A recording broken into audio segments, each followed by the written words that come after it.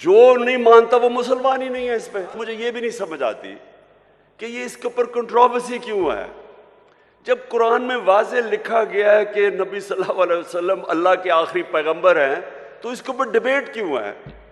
जो नहीं मानता वो मुसलमान ही नहीं है। इस पे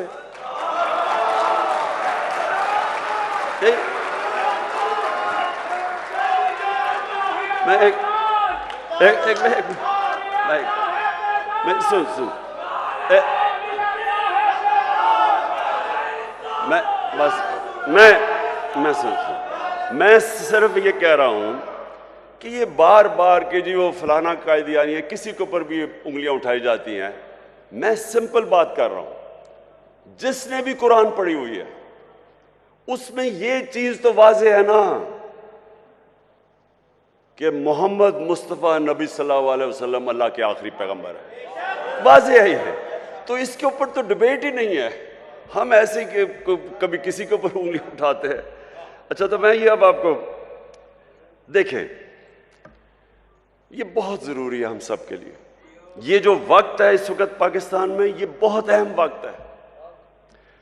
वक्त क्या है कि हमारे मुल्क के ऊपर बैरूनी साजिश करके इस मुल्क के वो नामवर डाकुओं को ऊपर बिठा दिया गया है जो 30 साल से चोरी कर रहे हैं। मुल्क आते हैं, हुकूमत करते हैं, मुल्क को लूटते हैं, वापस बाहर चले जाते हैं, फिर एनआरओ लेके फिर वापस आते हैं, फिर चोरी शुरू कर देते हैं, फिर बाहर चले जाते हैं, पैसा मुल्क का बाहर ले जाते हैं। अब मैं सवाल ये पूछता हूं कि अगर एक बहसियत माशरा हम इस जुल्म और नाइंसाफी के खिलाफ अपनी आवाज बुलंद नहीं करते और इसका मुकाबला नहीं करते, हमारे और भेड़ बकरियों में कोई फर्क नहीं है। इससे बड़ा जुल्म क्या है? चोरी। आप ये ऐसे है कि आपके घर में कोई चोरी करे, चोरी करके चला जाए और थोड़ी देर बाद के जी मेरी चोरी माफ कर दो। कौन करेगा? आपका कोई घर लूट के जाए, माफ करेंगे उसको? कहेंगे पहले पैसे वापस करो। तो करप्शन तो मुल्क का पैसा चोरी है। वो जो सारे अवाम का, जो स्कूलों पे, अस्पतालों पे, जो हर चीज अवाम की सहूलतों के लिए पैसा, वो चोरी करके बाहर ले जाते हैं और फिर थोड़ी देर बाद कहते जी इसको माफ कर दो। और जब इमरान खान नहीं मानता तो कहते बड़ा जिद्दी है। भाई मेरा अपना पैसा होता शायद मैं माफी कर देता इन चोरों को, लेकिन अवाम का पैसा है ये, यहाँ गुर्बत है, लोग भूखे मर रहे हैं। 5 करोड़ पाकिस्तानी 2 वक्त की रोटी नहीं खा सकते, उनका पैसा चोरी करके तुम बाहर चले जाओ और फिर आगे कहोगे जी अब इनको एनआरओ दे दो। देखिए ये मुल्क का मसला है। मेरे नबी सल्लल्लाहु अलैहि वसल्लम ने वाज़ेह तौर पे कहा कि जो कौम छोटे चोरों को जेल में डाल देती है और बड़े डाकुओं को माफ कर देती है, एनआरओ कर देती है, नहीं पकड़ती, वो कौम तबाह हो जाती है।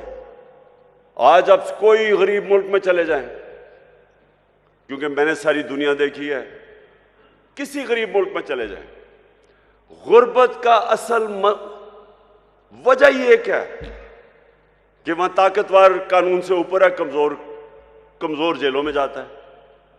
अब किसी मुल्क में चले जाएं, नाइजीरिया तेल के जखीरे पे बैठा हुआ है, सबसे ज्यादा जो तेल है वो नाइजीरिया के अंदर है, वहां गरीबों की फौज है। वहां क्यों गुर्बत है?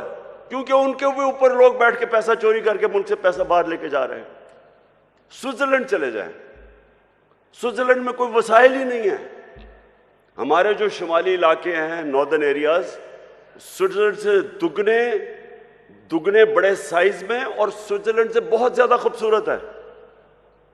वो मुल्क जिसके पास है ही कुछ नहीं सिवाय पहाड़ों के, वो दुनिया का सबसे खुशहाल मुल्क है, क्योंकि सबसे ज्यादा दुनिया के अंदर इंसाफ स्विट्जरलैंड में है। सबसे ज्यादा कानून की हुक्मरानी स्विट्जरलैंड में। किसी ताकतवर की जरूरत नहीं है कि मुल्क का पैसा चोरी करके बाहर चला जाए। किसी ताकतवर का जरूरत है कि किसी की जमीन पे कब्जा कर ले या किसी के घर पे कब्जा कर ले। कानून है, इंसाफ है। हजरत अली रज़ी अल्लाह ताला ने फरमाया था कि कुफर का निज़ाम चल जाएगा लेकिन नाइंसाफी और जुल्म का निज़ाम नहीं चल सकता। हमारा ये मसला है आज। यहां कोई वसाइल की कमी नहीं है, ये अल्लाह ने हर किस्म की इस मुल्क को नेमत दी है, लेकिन ये मुल्क तब तक नहीं चलेगा जब तक हम मिलके अपने मुल्क को उन असूलों की तरफ लेके जाएं जिसके ऊपर मदीना की रियासत को खड़ा किया था मेरे नबी ने।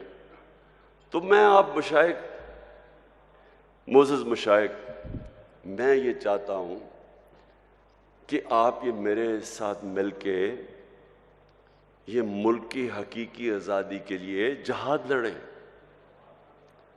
जैसे अब बस बस बस बस बस बस बस बस बस बस बस मैं ये पीर मुनव्वर साहब,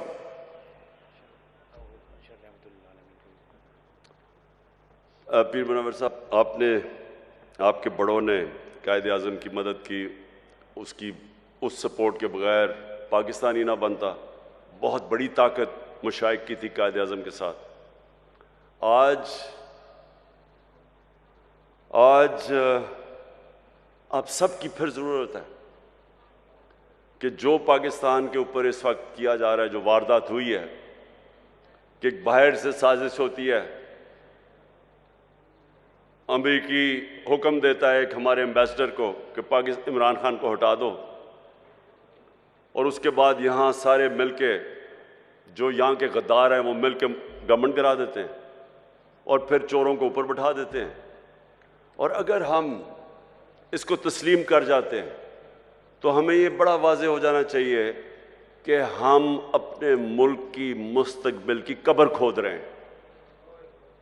इसलिए ये जो आने वाले दिन हैं, इसमें आप सबको अपनी ड्यूटी देनी पड़ेगी अपने मुल्क के लिए।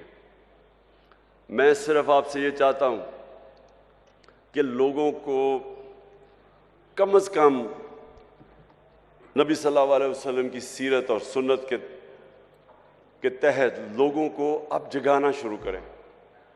उनकी सब कुछ उन्होंने जो असूल बनाए हुए हैं कि मुल्क चलता कैसे है, अदल और इंसाफ क्या होता है, इंसानियत क्या होती है, वो आप लोगों को आपको ज़रूर तबलीग करनी चाहिए इस वक्त, क्योंकि ये टाइम नहीं है। हम बड़ी तेज़ी से नीचे जा रहे हैं। अभी शहबाज शरीफ ने जाके अमेरिका में माफिया मांगी है कि जी खुदा के वास्ते हमें पैसा दे दो, नहीं तो हमारा मुल्क तबाह हो जाएगा। सोचे इतनी मेहनत करके, साजिश करके 5 महीने पहले गवर्नमेंट आती है, आज सारी अमेरिकनों को वहां जाके कह रहा है कि जी खुदा के वास्ते हमारी इमदाद कर दो, नहीं तो मुल्क का दिवालिया निकल गया, नहीं तो हम अपने कर्जे नहीं वापस कर सकते। सवाल तो इनसे ये पूछना चाहिए कि आपके सारे पैसे, अरबों डॉलर सारी दुनिया को पता है बाहर पड़े, मुल्क के लिए पैसे मांग रहे हो, अपना पैसा बाहर रखा हुआ है, दूसरों को कह रहे हो कि मुल्क में पैसा लेके आओ और अपना पैसा बाहर ले गए हो। तो मैं आखिर में सबसे अभी से ही मैं अपनी हुकूमतों को, 4 हमारे पास हुकूमतें हैं, गिलगित बल्तिस्तान, आज़ाद कश्मीर, पख्तूनख्वा और पंजाब। इंशाअल्लाह हमने पिछले साल भी और इस साल भी भरपूर तरीके से 12 रबीउल अव्वल बनाएंगे, और जब हम 12 रबीउल अव्वल बनाएंगे तो इसी में अपने नौजवानों को नबी सल्लल्लाहु अलैहि वसल्लम की सीरत से भी आगाह करेंगे, और इंशाअल्लाह उनके कैरेक्टरों को ऊपर उठाएंगे।